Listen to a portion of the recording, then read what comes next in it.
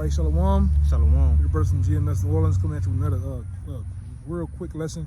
As always, going to start off by giving infinite honor and praise to Yahweh, Ba'ashem, Yahushua, Ba'ashem, Kakadash. Abans once again to the elders apostles of GMS. Peace, blessings, and salutations again to the hopefully elect out there. All right, so I got the brother Nahoya as my reader. Let's get into a quick lesson on how this place is temporal. All right. All right, and everything that we see here, and I spoke about it at camp, everything that we see here is nothing but for a moment. It's going to fade away, all right? These buildings, these trees, all right? This so-called way of life that these people follow behind, all this thing, everything you see here is not going to be here forever. There's only one thing that's going to be here forever. That's the kingdom of heaven, all right? Under Yahweh Yahushua and our rule, man, all right? Even these bodies, I spoke about it, even these bodies that we have is going to change, man, all right? It's all temporal, and you have to have that mindset and understand that this is a temporal place, man. All right, this kingdom is going to fade away. It's going to be no more, right? Just as every other kingdom, all right, going to the Assyrians, the Persians, the Greeks, the Romans, all right, even to this kingdom here, they all came and gone. But there's only one that's going to stand, man. All right, that's why we prepared ourselves now to removing ourselves spiritually from this kingdom, man. Yep. Knowing what's to come. But you can get that. Yeah, there's 2 Corinthians 4, and I'll do 17. Start at 17. It says, "For our light affliction, which is but for a moment, worketh for us a far more exceeding and eternal weight of glory, while we look not at the things which are seen, but at the things which are not seen. For the things which are seen are temporal, but the things which are not seen are eternal." Yeah, and this is nothing but a light affliction, man. The things that we're going through now, the hell that we're catching, all right, the things that we have to go through, our bodies have to go through, it's nothing but a light affliction, right? It's a far more exceeding, far more greater things are coming. Read it that little part one more time. Yeah, back in that verse 18. Yep.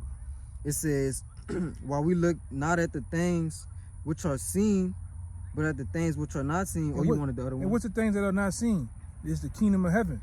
Even though we could talk about the kingdom of heaven, we have a brief description of the kingdom of heaven, how it's going to look, but we can't physically see it. You can't physically see it right now, all right? But yet we believe, man.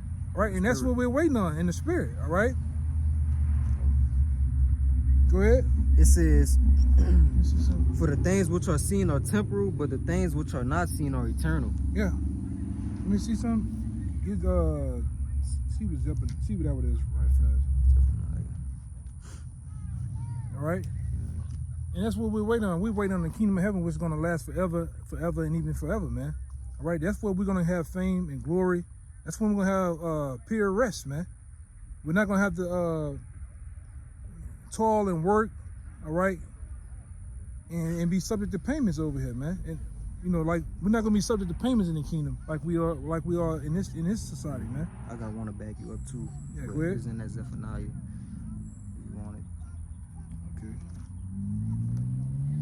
But yeah, this Hebrews 13 and 14. It says, "For here have we no continuing city, but we seek one to come." And that city that we seek to come is Jerusalem, right?